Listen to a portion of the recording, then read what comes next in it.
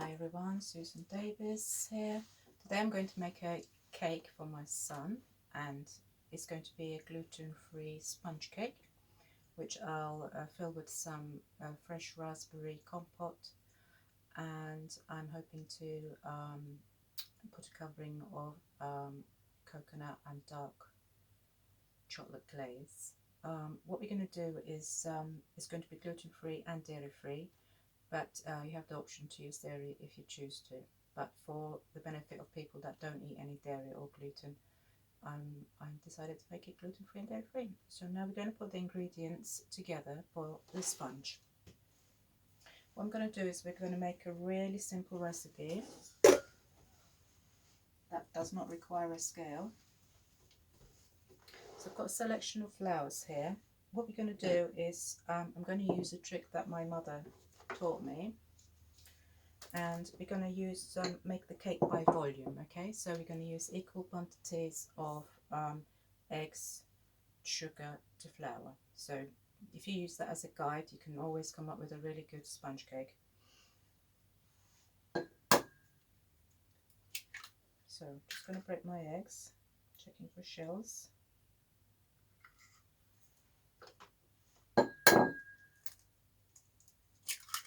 I'm going to make a 4-egg cake.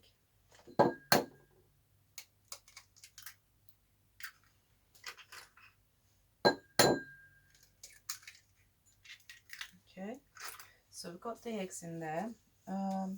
Obviously, the amount of mix you're going to make is determined by the size of your tin. So I'm using this tin that is not a very big one. I'm not too sure the size of it. It might be about an 8-inch tin, and it's fairly deep. If you haven't got a tin like that, you could always split the mix into two tins and then just sandwich them together. So as you can see, I've got my 4 eggs there, and it's come up to this level. So now we're going to do the sugar. I'm using unrefined sugar. So here we go.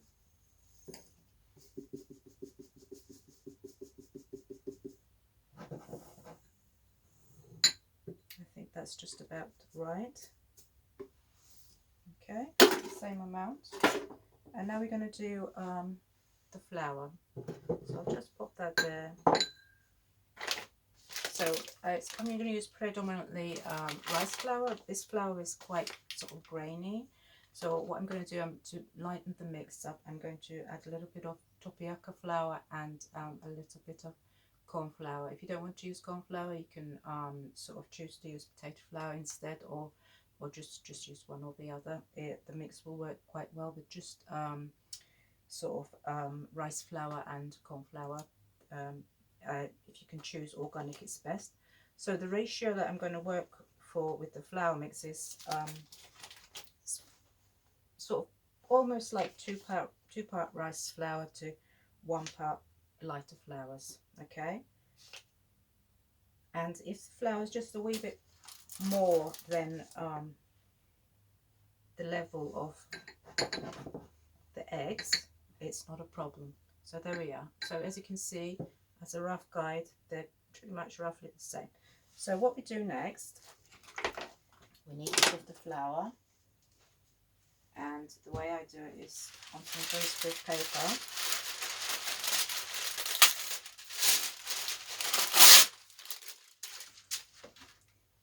So because when we're making the sponge cake, it's the eggs that we beat up in the eggs. We're going to beat the eggs and sugar together, and we're going to sort of beat in lots of air, and it's the air that's going to help the cake rise.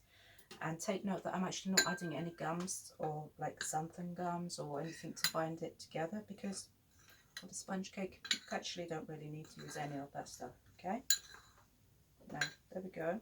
Now if you want to make a chocolate cake, a chocolate sponge, you could pop in some cacao powder or chocolate powder at this stage, but I'll be flavouring mine with a little bit of lemon zest later on. Okay, there we are. Now that will be folded in later. So what we do now, I'm using a mixer. if you've got a hand mixer, you can use the hand mixer. It just takes a little bit longer. Put sugar in the bowl, add your eggs. And now that's going to go on a high speed mix. Over here. At this stage I'm going to pause the camera because it will make a lot of noise. And I will restart the filming at different stages so that you can see how to judge when your mix is ready.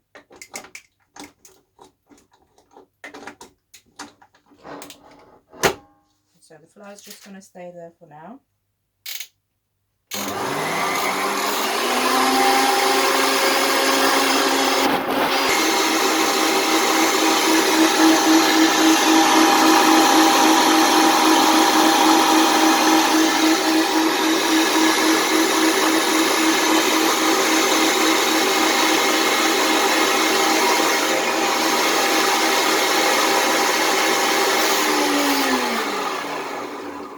So the mix is quite a high speed mixer, so that's been going for about 3-4 minutes, and as you can see it's quite thick. I'm just going to give that, make sure when you've got a small batch of mix that it's actually picking up everything. So what we're going to do is we're going to take this to what is called the ribbon stage. So when you lift the whisk up and it falls back on itself, will actually hold the ribbon. This is actually almost ready. I'm just going to give it just one more quick push.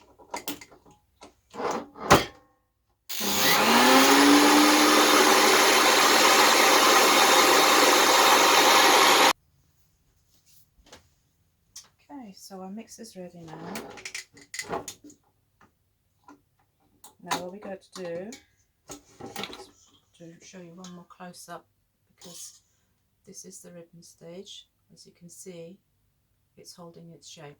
Okay, so now what we got to do is got folding our flour. Now at this stage, if you're making a Genoise type sponge, you'd be adding a little bit of melted butter to the mix. I'm going to add a little bit of olive oil instead of butter because it's dairy free. However, if you're just making a sponge cake, you don't need to add the oil or butters, but I'm going to add a little bit of oil to not only keep it moist, but I just want to knock out a little bit of the air so it'll come up a little bit more stable, so it'll be easier to work with later on. So what I thought I'll do is flavour it with a little bit of lemon zest, which I've got here. So I've got some grated lemon zest. It's an unwaxed lemon, and there's lots of lovely antioxidants in there, and it gives you a really nice fresh smell and flavour. So now what we're going to do is put this little bit of oil in this, actually if I've got a small bowl, just about a tablespoon worth of olive oil. I'll show you what we're going to do with that. And we're going to use a big spoon. You can sometimes use the mix as well, it doesn't really matter. Let's pop that in there.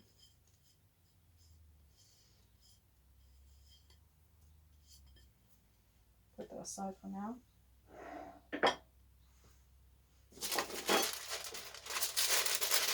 Well, I've actually forgot to put my oven on, but at this stage you would actually be having your oven on because you need to go into a warm oven, so bear that in mind. So we're just gently going to shake our sifted flour in there,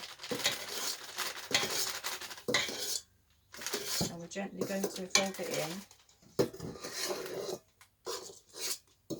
Just gently folding it against itself without knocking out the air. We're keeping it nice light. I'm going to, at this stage, put a little bit in there, oil. Now what I'm going to do, I'm just going to quite vigorously mix that one together. I've got all that oil mixing into that mix. There we are. Now I'm going to pop that back in here. Again, gently.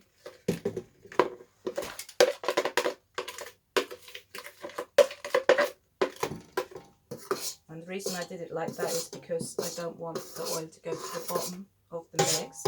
So by mixing it with a little bit of the base mix, that will sort of get everything to hold together and not escape to the bottom of the pan.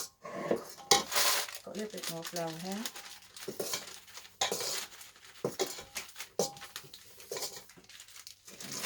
Okay. So I'm going to fold the rest of that in there, trying not to leave any lumps.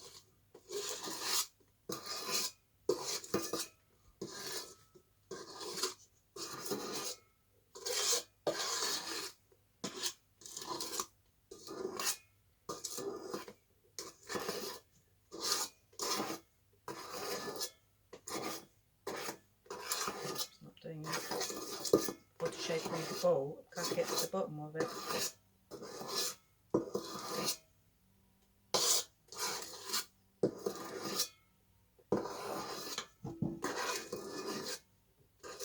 Okay, better stop at this stage. So now what we've got to do is, I'm very quickly going to demonstrate to you how I'm going to prepare my mould, which normally I would do that while the machine's running. I wanted to show you. There we are. You can use butter, that's quite good because then the paper will stick to it. I'm only just putting this on to stick the paper to the tin. I'll show you. Let's use this bit of paper here.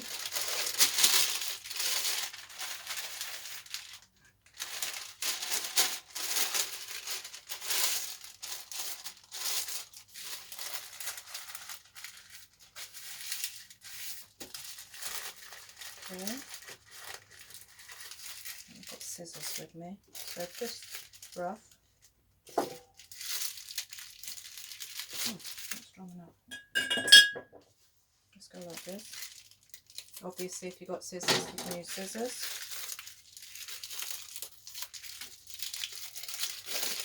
So we've got some baking paper, or greaseproof paper. Pop that in the base. This is so that it's easy to take the cake out, and I also like to put one around the side. So just aiming to go up just slightly above the rim.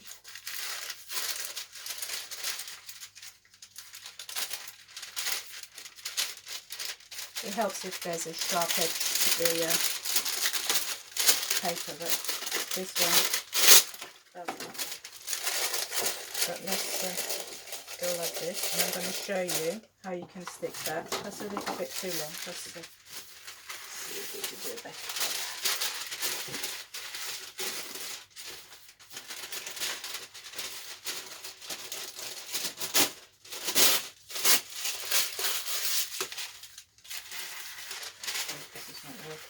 Okay, there's a bit of technique.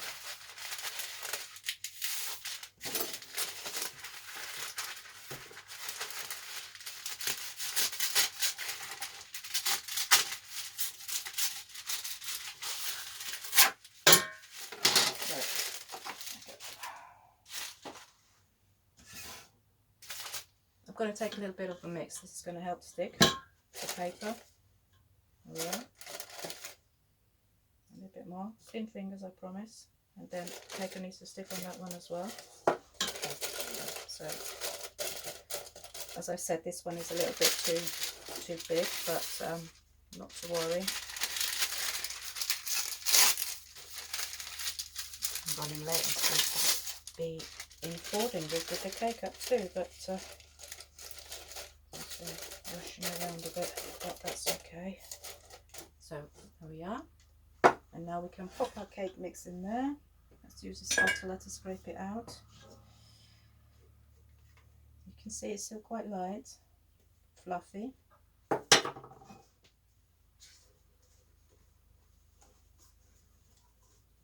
can see it's like folding in. Let me show you.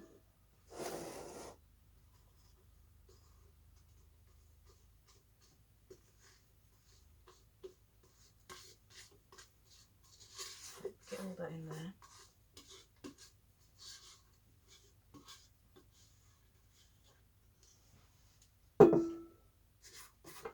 This is going to go in the oven. I think it'll probably take about 30 to 40 minutes, and I'll show you how I'll test it when it's time to come out.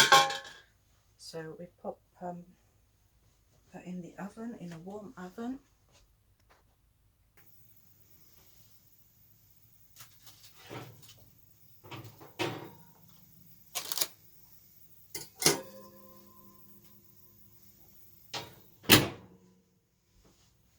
Okay, so now we need to test our cake. Unfortunately, our cake sank a little bit in the middle. However, it has risen really nicely, as you can see, and it's pulling away from the side, so that's a good indication that it's cooked. And if you got a longer, like a toothpick, that would be ideal, as something wooden. And you just pop it in there. What you want is it to come out nice and clear, with no stickiness, and that will tell you that your cake is cooked. So now that's ready to come out of the oven, what I'll do is I'm going to wait a few minutes and I'll take it out of its tin.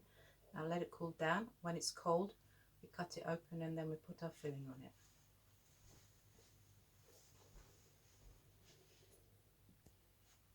Okay, now I want to take my, it's quite cooled down, been sitting there for 10 minutes, 15 minutes. I want to take it out of the mould. Normally when you make a cake like this, sometimes like you got like a loose bottom tin and then you could just push it up, but in this instance I don't, so normally my paper wouldn't be that long either, but this is what we can do. Oh yeah, because we've lined it with paper, we'll slip out nice and easy. So as by having sat the cake in the tin after the oven, the steam has let soften the sides a bit, and this paper is going to peel off really nice and easily now. There we are. Now I want to turn it over. Pull this away. And there we are. Now this cake needs to become cold, and when it's cold I'm going to slice it up. And I'll show you what you can do when you've got a sunken top like that, how you can sort of put it together. So that will be a good exercise.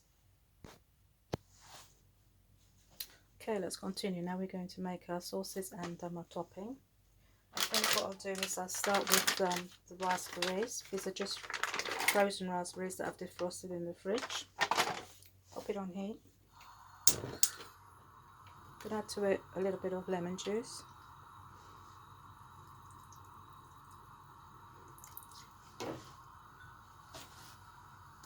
And a spoonful of sugar. Just a little bit more. I'm just going to let that cook, become all one piece, and then I'll sort of mash it, slightly mash it together to gel it out. So that's one. I'll pop that over there for now. And the next one we're going to do a coconut and chocolate glaze. So I've got some nice dark chocolate here. It's 70% dark chocolate, and I've got some organic coconut milk. So what I'm going to do is I'm going to take the cream of the coconut, into the pan, just a tiny bit of the water. There we are. Most of the water is going to be in the pan. I'll let a little bit of the water slip in.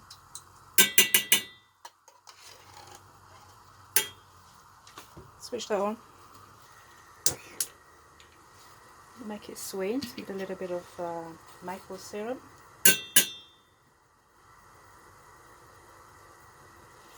Let's just put 2 in there, that's more than enough. You can do it without the syrup, but my daughter doesn't like coconut milk, so if there's a little bit of sweetness in there, she's likely to accept that.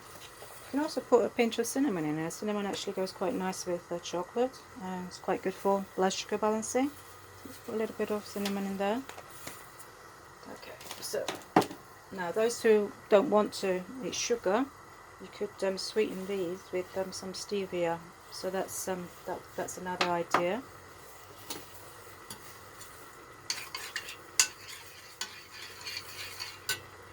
Okay, this is boiling away here.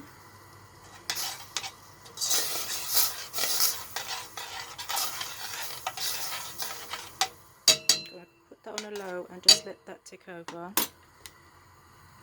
There we are. And I'll get back to our chocolate sauce. Ooh, let me see. Okay, there we are. That's it.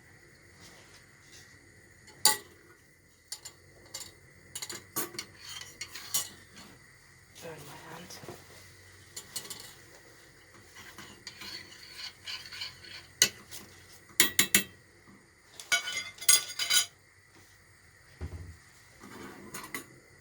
So what I'm going to do is I'm going to bring this to the boil. Let me see if I can find a whisk. It's lovely.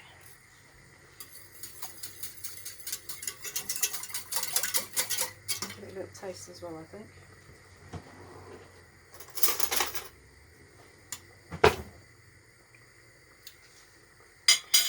That's nice.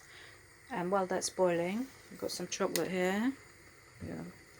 Break it into pieces. And I'm going to add it to the coconut mix after that has come to a boil. Let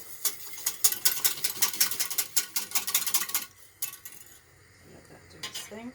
Let's just break this by hand to squares. Great a bit.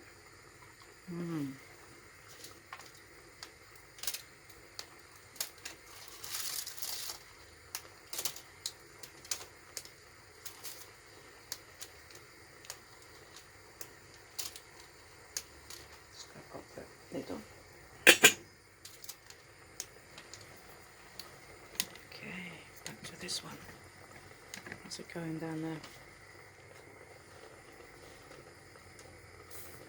So this is a nice substitute to put in your cake instead of a raspberry jam. So it's got less sugar in it. It's fresher. So the fruit is just breaking to pieces. The other alternative is you could just fill it up with some fresh raspberries. Yeah. Okay, so this is nearly there. Switch this off. And now I'm going to add my chocolate to it. And the heat of the coconut cream will just is enough to melt that chocolate. Don't want to boil the chocolate for sure, because that will cause it to split. Yeah.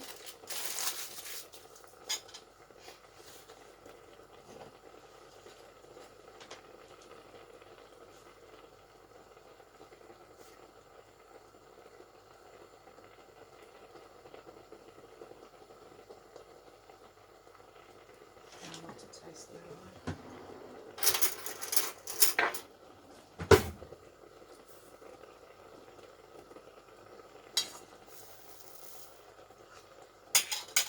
Delicious.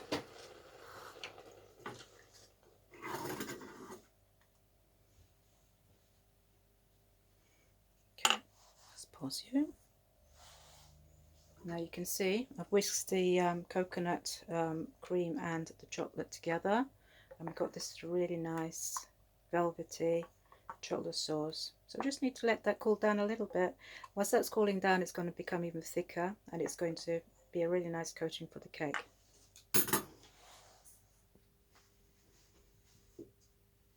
To my raspberry mix, I've put in a little bit of psyllium husk. You can see it sitting on the top, and that's going to help the sauce to gel up a bit. So there we are. And then there's about a teaspoon in there, just a little bit under a teaspoon. Okay, that's looking good.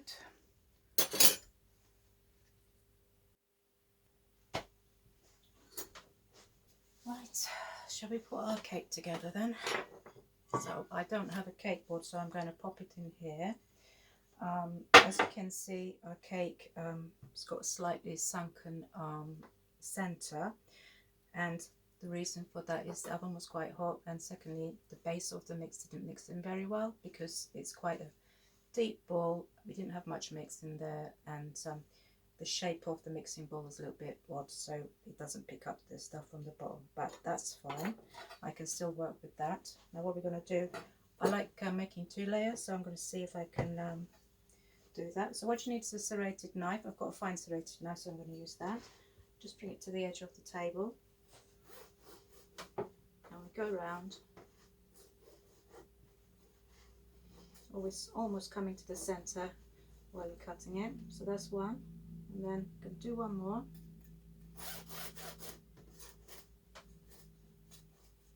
Now we end up with the dilemma with that little hole in the middle, but let's not worry. I'll show you how we can fix that. I'm going to use that as the base. just going to prop it like that. And what we're going to do is going to cut this bit off. Okay. I took that a little bit too much, never mind. And then what you do is you pop that in the middle like this. So now we've got a straight base like this. Okay, and then that will go on that, and the other one will go on that, and it will work just fine. So just ever so slightly warm, but that's fine. We don't have too much time to mess about. And what we've got here is a very light sugar syrup, and the purpose of that is just to keep the cake nice and moist, so it's not dry. And I'm just literally going to touch the sides. My filling is quite a wet filling, so I'm not going to actually use too much. And here we go. This is a raspberry compote that is the fruit's broken down and it's gelled up nicely. Okay, so let's pop some of that in there.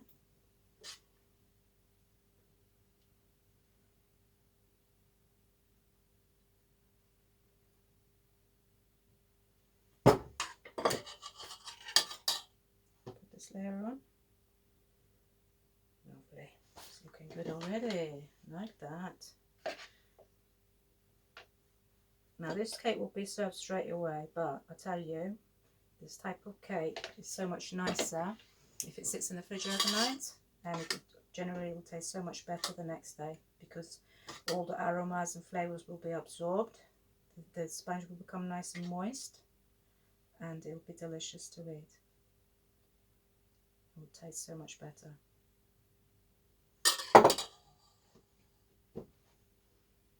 Those little burnt bits there. So there you go. Now we've got a straight top. I'm going to use the base as the top of the cake. I'm going to push this with a little bit of sugar syrup. Usually these cones here that can be quite dry. I want to press it down a little bit before we go any further.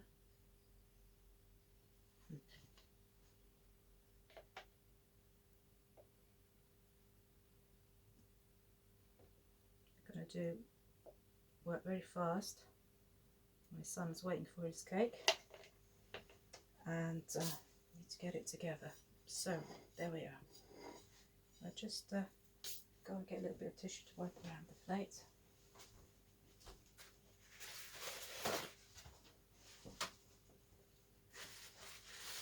Okay, here we go.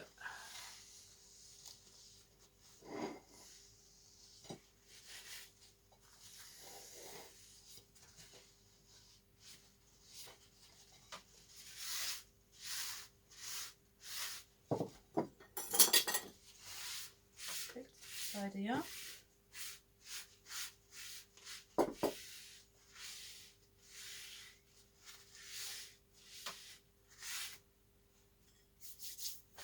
Now I'm going to cover it with the sauce. You see the sauce. Let's give it a little stir because it's got a little bit of a crust on top, or skin rather. I won't be able to show you the end result, but once this goes into the fridge, which is not going to because I need to take the cake away, it's going to become a nice sort of sticky fudgy type topping. So let's just pour it on top.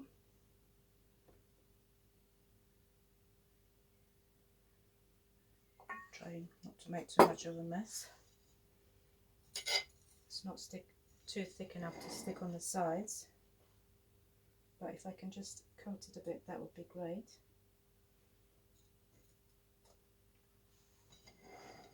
Normally I would let that cool down a bit before I used it, but we haven't got time today, so we're not going to do that. So as it falls down, literally do this side, we're going to spread it, and that will kind of cover the layers. Nice. So by coating the cake, we're actually keeping the cake inside nice and moist as well, not just giving it flavour.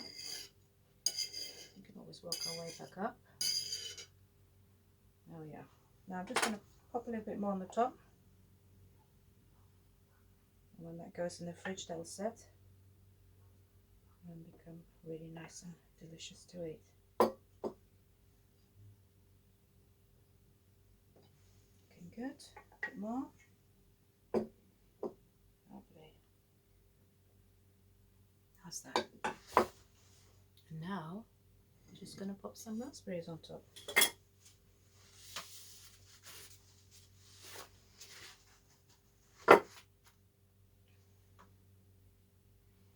Just going to pop them in the center so they don't hopefully fall off, because I've just rinsed these and they're still a little bit damp. So how's that? Nice gluten-free, dairy-free raspberry and chocolate cake. Lovely. How's that? Not bad for gluten-free cooking. There we are.